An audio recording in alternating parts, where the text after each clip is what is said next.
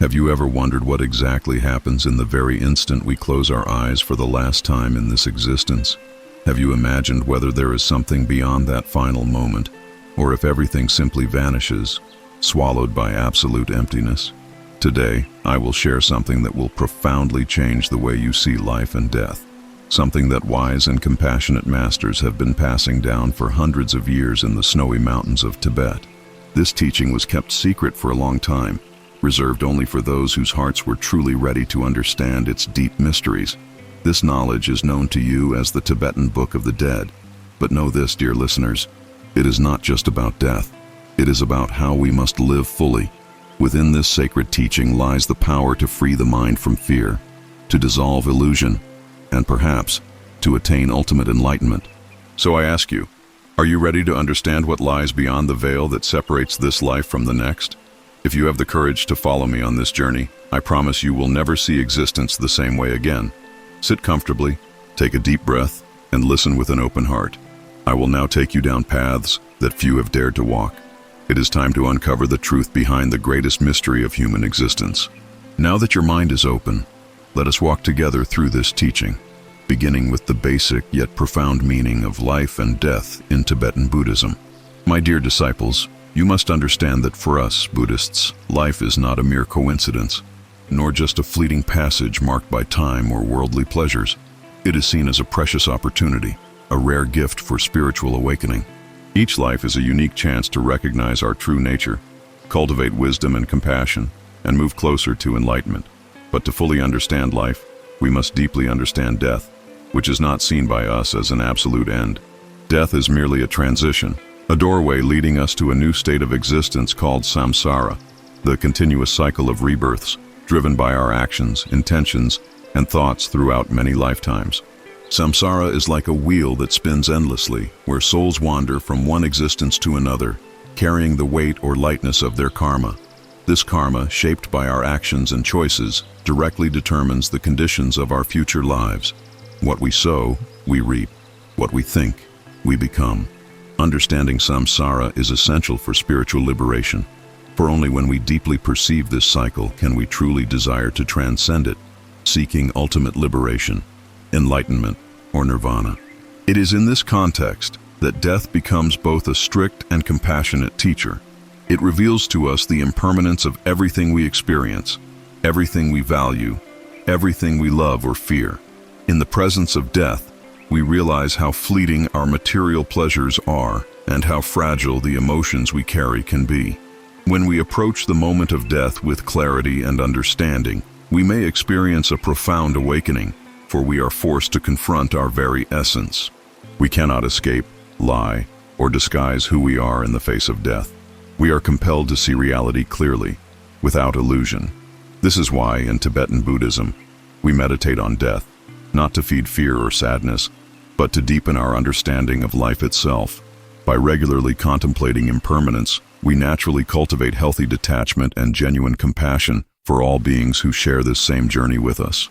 Life then becomes more meaningful, richer in spiritual experiences, and deeper in genuine connections.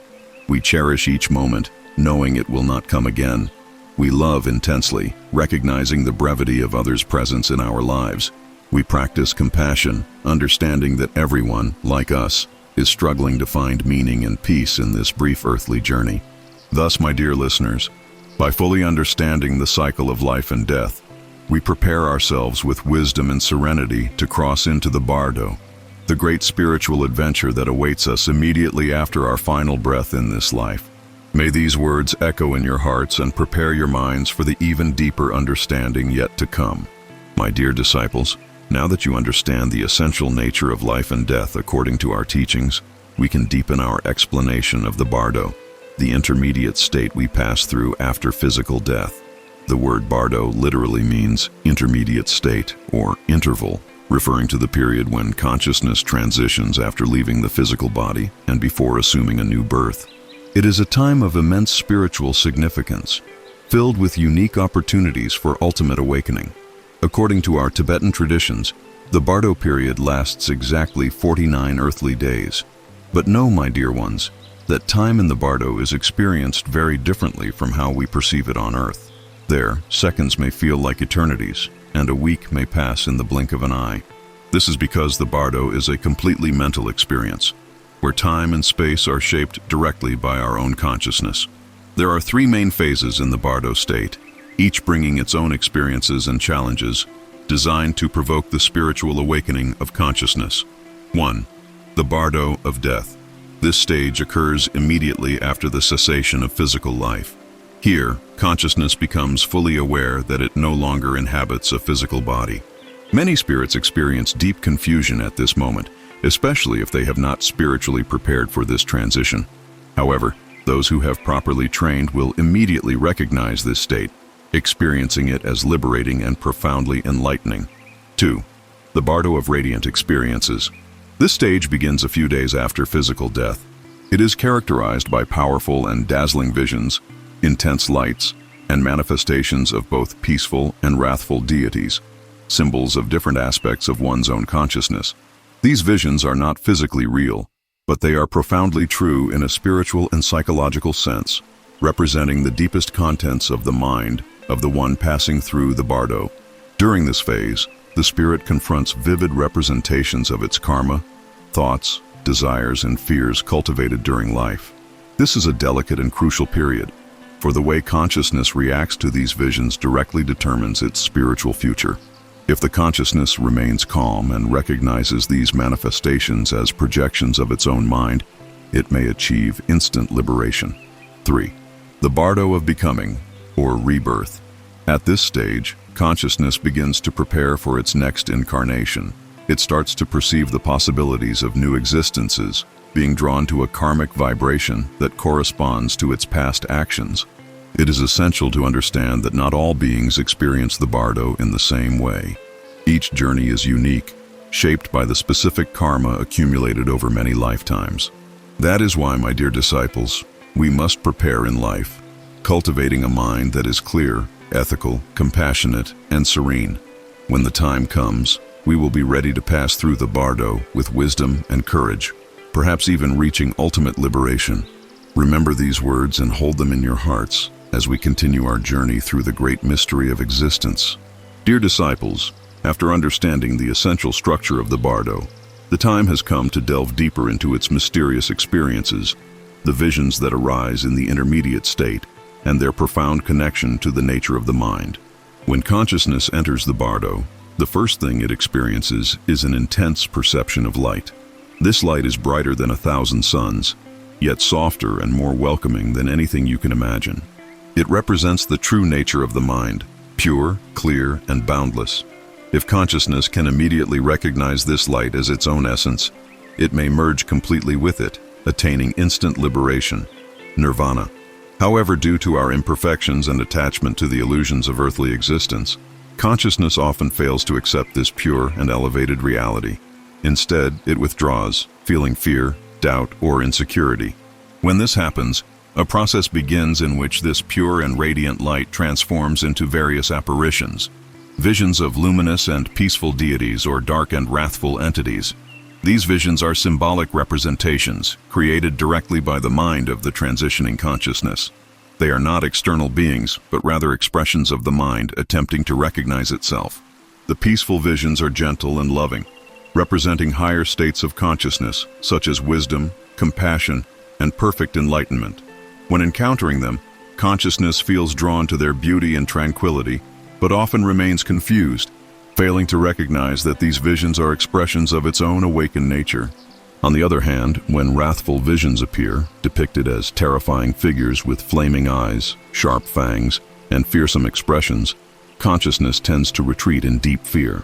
These visions, though frightening, have a profound spiritual purpose: to awaken the consciousness to the reality that all fears and negativities are illusions of the mind. They symbolize negative emotions, repressed desires, guilt, and unresolved fears from the physical life. At this critical stage of the bardo, it is vital to maintain mental clarity. A mind that has prepared in life will be able to quickly recognize these visions as illusions, understanding that they are merely reflections of unresolved mental content. With this awareness, the spirit can move through the illusions without fear or attachment, undergoing a profound spiritual transformation. Therefore, dear disciples, These visions are not to be feared or desired. They are merely projections of the mind, deep messages that reveal exactly what we need to overcome spiritually. With proper training, meditation, and accumulated wisdom, the mind can navigate this phase of the bardo safely and perhaps even achieve ultimate liberation. Prepare your minds with love, compassion, and clarity, for when the time comes, you will understand the true nature of all that appears before you. Hold these words in your hearts as we continue forward on this spiritual journey together. My dear disciples, let us now delve deeper into understanding the specific apparitions that arise during the intermediate state of the bardo. I will speak in detail about the encounters with the so-called peaceful deities and wrathful deities. Understanding these apparitions is essential for consciousness to navigate this period with wisdom and safety.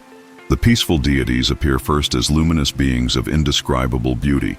They possess radiant bodies, vibrant colors, serene expressions, and deeply compassionate eyes. These apparitions are direct representations of the enlightened qualities of consciousness, such as pure love, boundless wisdom, and absolute compassion. When these visions arise, consciousness feels a deep attraction to their beauty, a sense of absolute warmth, and a strong desire to merge with them.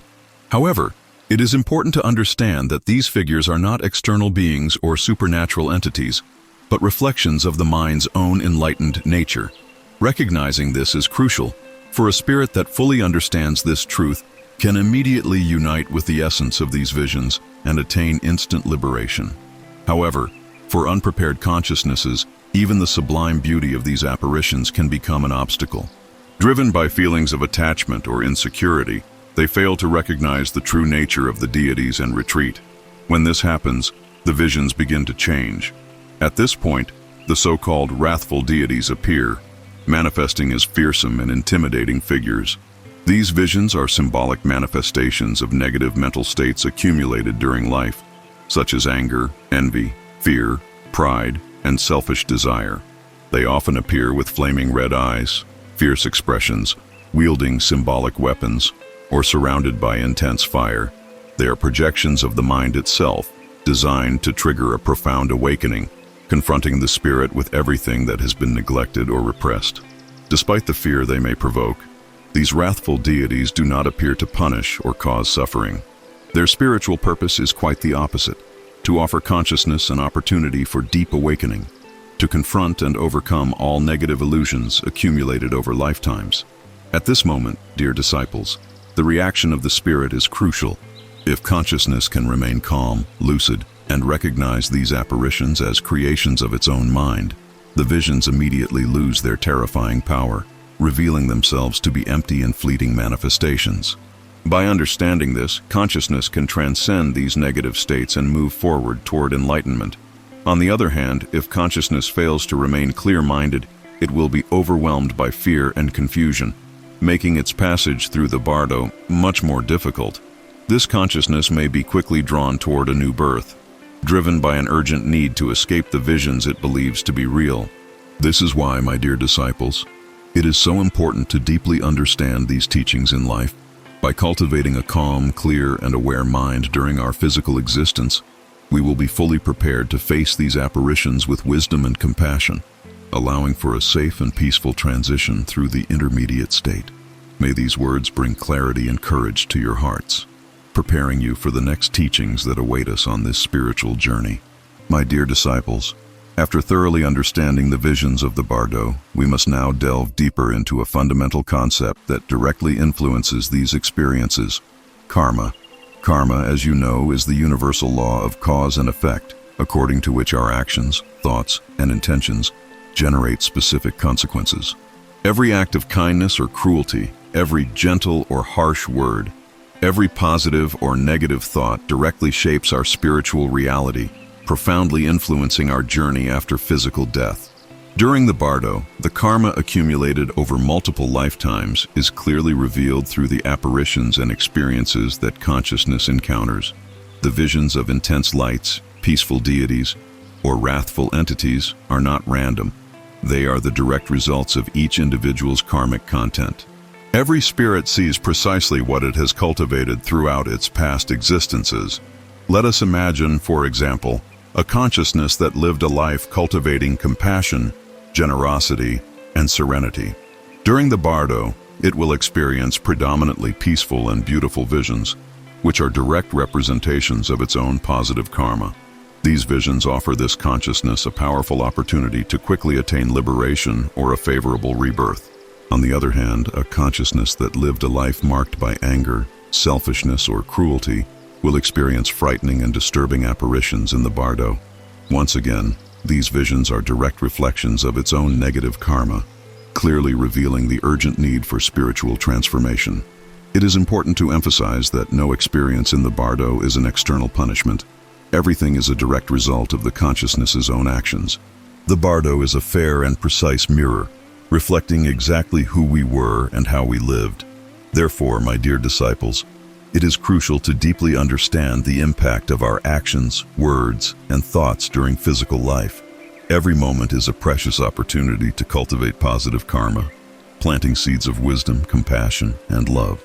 When consciousness clearly recognizes the relationship between its actions and the visions experienced in the bardo, it can navigate this intermediate state with much greater serenity, confidence, and spiritual clarity.